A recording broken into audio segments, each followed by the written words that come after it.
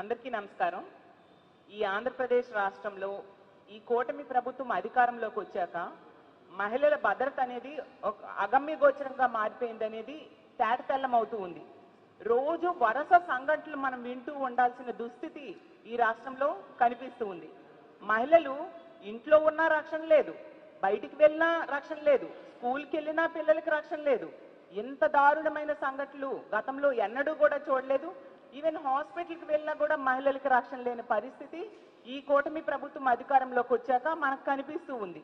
ఈరోజు మనం చూసాం, నిన్ననే భీమిలి నియోజకవర్గం విశాఖపట్నం జిల్లాలో 2 సంఘటనలు. ఒక దివ్యాంగురాలైన మైనర్ బాలిక మీద ఒక అతను మద్యం తాగి అత్యాచారం చేయడం జరిగింది.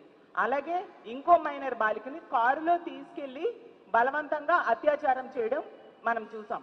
అలాగే తీసుకుంటే ఇంకో విషయం, తిరుపతి జిల్లాలో తీసుకుంటే సూలూరుపేటలో ప్రభుత్వ హాస్పిటల్లో ఒక వ్యక్తి మద్యం తాగి హాస్పిటల్లో వీరాంగం సృష్టించి మహిళల మీద దాడి చేయడం జరిగింది.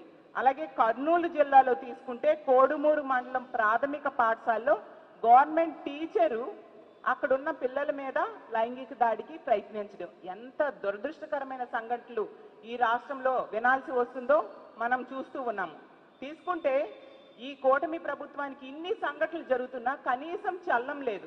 హోమ్ మినిస్టర్ గారు అయితే ఎప్పటిలాగే ఈ కొత్త సంఘటనలకు కూడా పిఆర్ఓతో ఒక ప్రెస్ స్టేట్మెంట్, మేము చర్యలు తీసుకుంటాము అని. ఏమి చర్యలు తీసుకున్నారు? 8 నెలలు అయింది. 8 నెలల్లో ఇన్ని క్యాబినెట్ మీటింగ్స్ జరిగాయి. దీనికోసం మహిళల రక్షణ కోసం ఎటువంటి చర్యలైనా మీరు తీసుకున్నారా? ఎటువంటి యాక్షన్ ప్లాన్ లేదా గతంలో జగన్మోహన్ రెడ్డి గారు తీసుకొచ్చిన దిశ వ్యవస్థని మీరు నిర్వీర్యం చేసేశారు. దానికి సమాంతర వ్యవస్థనో దానికి సరిపోయిన వ్యవస్థనో ఏమైనా తీసుకొచ్చారా?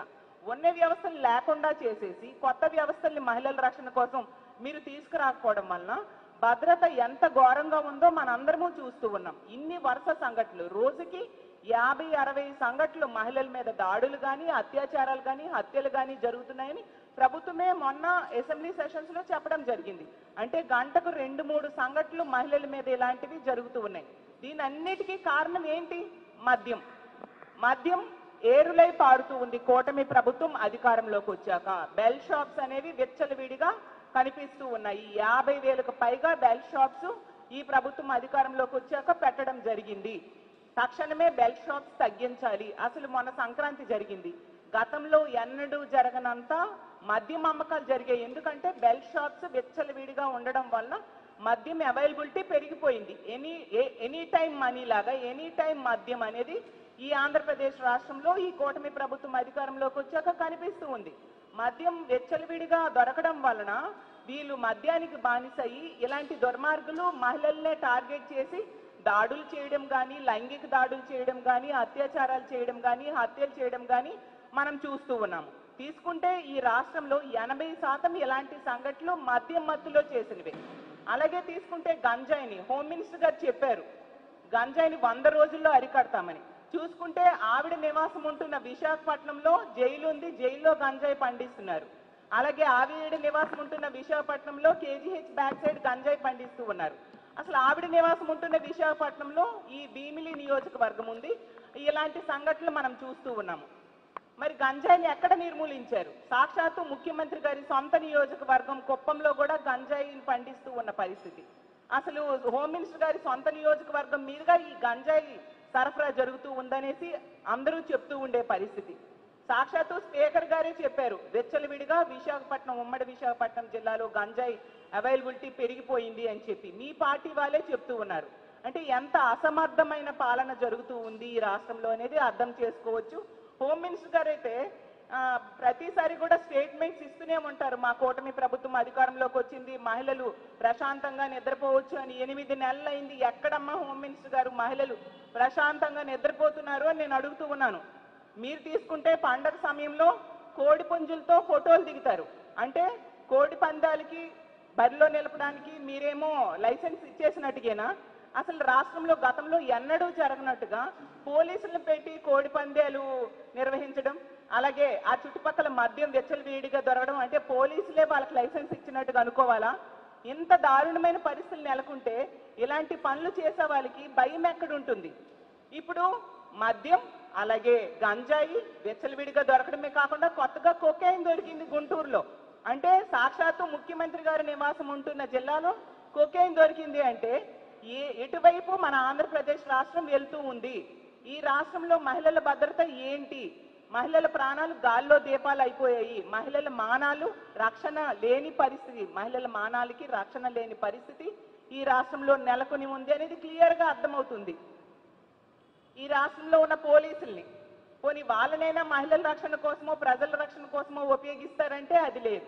ఎంతసేపు కూడా రెడ్ బుక్ రాజ్యాంగం ఎలా అమలు చేయాలి, ప్రతిపక్ష పార్టీ వాళ్ళకి కక్ష సాధింపులు ఏ విధంగా చేయాలి అన్నదానికే పోలీసుల్ని ఉపయోగిస్తూ ఉండే పరిస్థితి.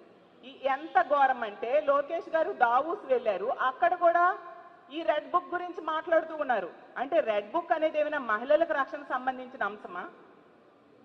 మహిళల రక్షణ కోసం ఎటువంటి చర్యలు తీసుకోలేదు సరికదా. మళ్ళీ ఎంతసేపు కూడా ఏదో మహిళలకి రక్షణ ఇచ్చేస్తున్నట్టుగా హోమ్ మినిస్టర్ గారు స్టేట్మెంట్స్ ఇస్తూ ఉన్నారు. స్టేట్మెంట్స్ ఎవరికి కావాలి? నిత్యం ఇన్ని సంఘటనలు. హోమ్ మినిస్టర్ గారు పక్క నియోజకవర్గం తీసుకుంటే యలమంచిలిలో ఏటికొప్పాకలో మననే చూసాము. 4 సంవత్సరాల చిన్నారి 4 ఏళ్ల బాలిక మీద లైంగిక దాడి జరిగింది. ఎంత దారుణం! ఏమైనా స్పందించారా హోమ్ మినిస్టర్ గారు అని నేను అడుగుతూ ఉన్నాను. 4 ఏళ్ల చిన్నారి మీద లైంగిక దాడి జరిగితే మీరేమైనా స్పందించారా? వాళ్ళ కుటుంబానికి ఒక భరోసా ఇవ్వడం కానీ, ధైర్యం చెప్పడం కానీ, ఒక ఆర్థిక సాయం చేయడం కానీ ఏమైనా చేశారా? మీ పక్క నియోజకవర్గమైన యలమంచిల్లో గతంలో రాంబెల్లిలో దర్శిని అనే అమ్మాయికి సురేష్ అనే వ్యక్తి ఇంటికి వెళ్ళి కత్తితో పొడిచి చంపేశాడు. ఆ కుటుంబానికి ఇప్పటికి ఇన్ని నెలలు అయిపోయింది. ఆ సంఘటన జరిగి ఇంచుమించు 6 నెలల పైగా అయ్యింది. ఇన్ని నెలలైనా మీరు పక్క నియోజకవర్గమే ఒక 100-200 సార్లు ఆ పక్క నుంచి తిరుగుతూ ఉంటారు కదా. ఆ కుటుంబానికి ఏమైనా మీరు వెళ్ళి ధైర్యం చెప్పడం కానీ, ఆర్థిక సహాయం కానీ చేశారా? ఈ రాష్ట్రంలో మీరు తీసుకుంటే ఇన్ని సంఘటనలు జరుగుతూ ఉన్నాయి. ఏ సంఘటన కూడా ప్రభుత్వం పట్టించుకున్న దాఖలాలు లేవు. కొన్ని సంఘటనలు ఎక్కడైనా వీళ్ళు పట్టించుకున్నారు అంటే ఏవైతే జగన్మోహన్ రెడ్డి గారు పరామర్శకు వెళ్తారో అక్కడికి మాత్రం హోమ్ మినిస్టర్ గారు వాళ్ళ మంత్రుల్లో తొందరగా వెళ్ళి జగన్మోహన్ రెడ్డి గారి కంటే ముందు క్రెడిట్ ఏదో కొట్టేయాలి అన్న టైప్గా వీళ్ళు వెళ్ళి పరామర్శ చేస్తూ ఉంటారు తప్ప వీళ్ళు స్వతహాగా వాళ్ళంతటి వాళ్ళు ఈ కుటుంబానికి ధైర్యం చెప్పాము, ఈ మహిళకి ధైర్యం చెప్పాము అనే సంఘటన ఎక్కడ కూడా మనం చూడని పరిస్థితులు నెలకొని ఉన్నాయి. అంటే ఎంతసేపు రాజకీయాలు చేయడం లేదా ఇసుక లెక్కర్ వీటిల్లో ఎలా సంపాదించాలి అని ఆలోచించడం లేదా పదవుల కోసం ప్రాకులాటలు, సీఎం పదవి డిప్యూటీ సీఎం పదవి కావాలి అనుకుంటూ కోట్లాడుకోవడం, వీటి మీద కనబరుస్తున్న శ్రద్ధ మహిళల మాన ప్రాణాల రక్షణ కోసం మీరు చూపెట్టట్లేదు అనేది క్లియర్గా తేట తెల్లమైపోయింది. ఈ రాష్ట్రంలో ఉన్న కూటమి ప్రభుత్వానికి ఈ రాష్ట్రంలో ఉన్న మహిళలందరి తరఫున నేను వేడుకుంటూ ఉన్నాను, బెల్ షాప్స్ తొలగించండి. బెల్ షాప్స్ వలనే ఇంత విచ్చలవిడిగా మద్యం దొరుకుతూ ఉంది. మద్యం అమ్మకాల్ని తగ్గించండి. లేకపోతే ఖచ్చితంగా బెల్ షాప్స్ దగ్గరికి వెళ్ళి మా వైఎస్ఆర్ కాంగ్రెస్ పార్టీ తరఫున మహిళల తరఫున మేమందరము కలిసి బెల్ షాప్స్ మేమే ధ్వంసం చేసే పరిస్థితి రానున్న రోజుల్లో మీరు చూస్తారు. ఎందుకంటే మహిళలు ఈ రోజు ఇంట్లో ఉన్నా భయపడిపోతున్నారు, బయటికి వెళ్ళాలంటే భయపడుతున్నారు, స్కూల్కి వెళ్ళాలంటే భయపడుతున్నారు. ఎంత దారుణమైన సంఘటనలు జరుగుతూ ఉన్న ప్రభుత్వంలో ఎటువంటి చలనము లేదు. అసలు మహిళల రక్షణ కోసం ఒక దిశ లాంటి వ్యవస్థ ఎక్కడుంది? గతంలో జగన్మోహన్ రెడ్డి గారి పాలనలో దిశ యాప్ ఉండేది, దిశ పోలీస్ స్టేషన్స్ ఉండేవి. దిశ చట్టాన్ని తీసుకొచ్చి అసెంబ్లీలో తీర్మానం చేసి కేంద్రం దగ్గర కేంద్రంకి పంపించడం జరిగింది. అది కేంద్రంలో పెండింగ్లో ఉంది. మరి దానికి మీరు కూటమి ప్రభుత్వమే కదా, ఆ దిశని పేరు కావాలంటే మార్చుకోండి.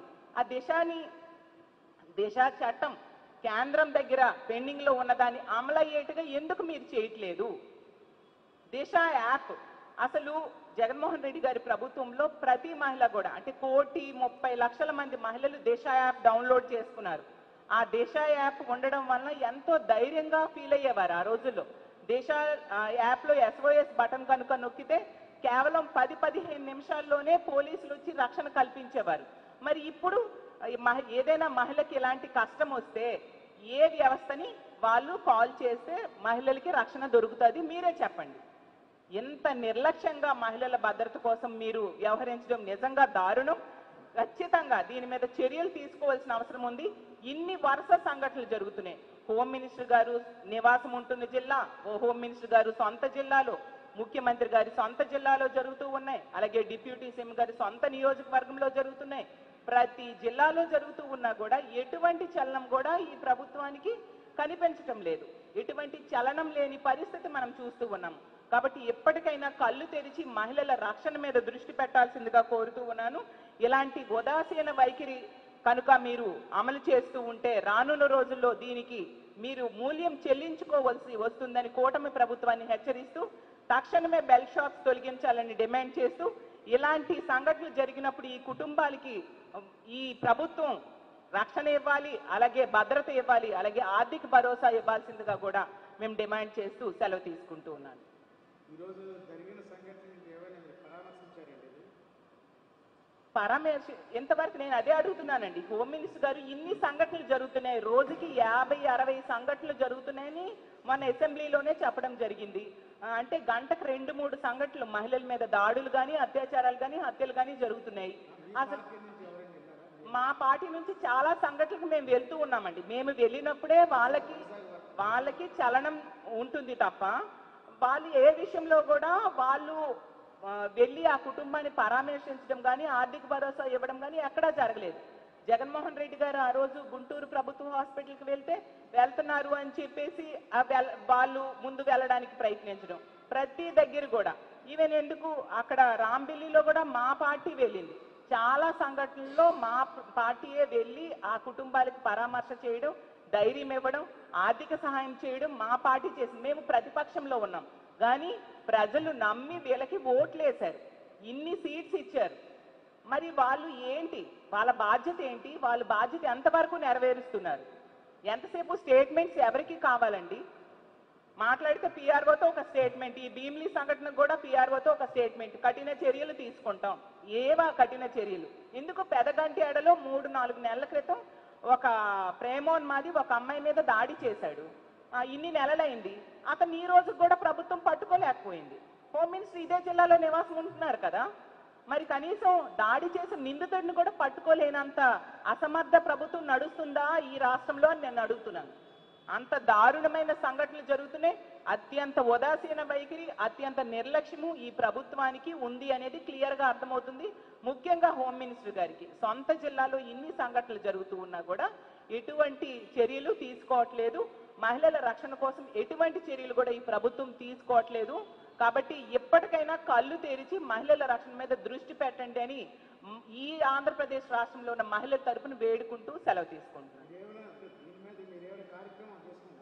ఖచ్చితంగా చేస్తామండి. రానున్న రోజుల్లో ఈ బెల్ షాప్స్ కనుక తొలగించకపోతే, ఎందుకంటే గతంలో బెల్ షాప్స్ అనేది జగన్మోహన్ రెడ్డి గారి ప్రభుత్వంలో ఉండేవి కాదు. ఈ రోజు 50,000కి పైగా బెల్ షాప్స్ ఉన్నాయి. మాట్లాడితే వీళ్ళు చెప్తూ ఉన్నారు బెల్ షాప్స్ దొరికితే 5 లక్షలు ఫైన్ వేస్తామంటున్నారు. ఈ ప్రభుత్వాన్ని నేను అడుగుతూ ఉన్నాను, ఎన్ని బెల్ షాప్స్ కి వీళ్ళు ఫైన్ వేశారు అనేసి. ఎన్ని బెల్ షాప్స్ కి 5 లక్షలు ఫైన్ వేశారు? మద్యం విచ్చలవిడిగా ఏటీఎంలా ఎనీ టైం మద్యంలా ఈ రాష్ట్రంలో మద్యం దొరుకుతూ ఉండే పరిస్థితి. కాబట్టి రానున్న రోజుల్లో ఇదే ఇలాగే కొనసాగితే మా వైఎస్ఆర్ కాంగ్రెస్ పార్టీ తరఫున ముఖ్యంగా మహిళల సపోర్ట్తో మహిళలు అందరం కలిపి ఇలాంటి బెల్ షాప్స్ అన్ని తొలగించడానికి, ఆ బెల్ షాప్స్ పగలగొట్టడానికి మేము పూర్తిగా చర్యలు తీసుకుంటాము. కాబట్టి ప్రభుత్వం ఎప్పటికైనా కళ్ళు తెరిచి, ఇంత నమ్మి మహిళలందరూ ఓట్లు వేశారు, అలాగే తీసుకుంటే మహిళలకి ఎన్నో పథకాలు ఇస్తామన్నారు, సూపర్ 6లు, సూపర్ 7లు అంటూ ఇన్ని పథకాలు మహిళలకి ఇస్తామని చెప్పారు. మిమ్మల్ని నమ్మి ఓట్లు వేశారు. ఆ పథకాలు ఏవి అమలు చేయలేదు. ఒక ఉచిత బస్సు అమలు చేయలేదు, తల్లికి వందనము అమలు చేయలేదు, ఇలాగ ఫ్రీ గ్యాస్లు 3 ఇస్తామని చెప్పి ఈ సంవత్సరం తీసుకుంటే ఈ ఆర్థిక సంవత్సరంలో 1 ఇచ్చారు. ఇలా మహాశక్తి పథకం అమలు చేయలేదు. ఈ రోజుకి ఫీజు రీఎంబర్స్మెంట్ ఇవ్వట్లేదు. రైతులకు తీసుకుంటే అందులో ఎంతో మంది మహిళా రైతులు ఉంటారు. రైతులకు తీసుకుంటే ఆర్థిక సహాయం చేయని పరిస్థితి, మహిళలకి నెట్ట నిలువున మోసం చేశారు. కనీసం రక్షణ కూడా ఇవ్వని పరిస్థితి మహిళలకి ఈ రాష్ట్రంలో నెలకొని ఉంది అనేది క్లియర్గా అర్థమవుతుంది. మీరే మొన్న చూశారు, రైతుల తరపున పోరాటం చేశాము. అలాగే విద్యుత్ ఛార్జీలు పెంచేసి అన్ని రకాల ఛార్జెస్ పెంచేయడం వలన ప్రజల తరపున అవి తగ్గించాలని మేము పోరాటం చేయడం జరిగింది. అలాగే ఫీజు రియంబర్స్మెంట్ కూడా తక్షణమే నిధులు విడుదల చేయాలి అని చెప్పి రానున్న రోజుల్లో మేము చేయబోతూ ఉన్నాము. మా వైఎస్ఆర్ కాంగ్రెస్ పార్టీ ఎప్పుడు కూడా ప్రజల తరపున నిలబడే పార్టీ, ప్రజల తరపున పోరాడే పార్టీ, పోరాటాల నుంచి పుట్టిన పార్టీ. అధికారంలో ఉన్న ప్రతిపక్షంలో ఉన్న ప్రజల కోసమే మా పార్టీ ఆలోచిస్తుంది, ప్రజలకు అండగా నిలబడుతుందని తెలియజేస్తుంది.